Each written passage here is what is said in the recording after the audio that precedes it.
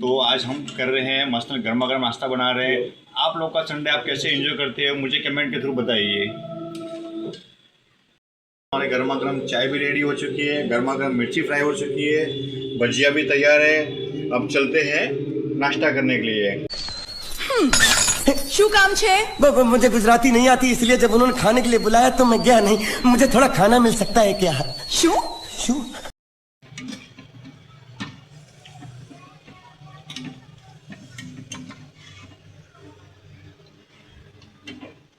देवू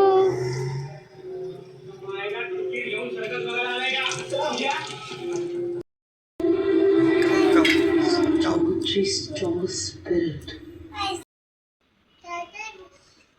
भजिया भजिया खाला है मेरा बेटा? लाती मारूंगा, चल। चाय बनाना यार।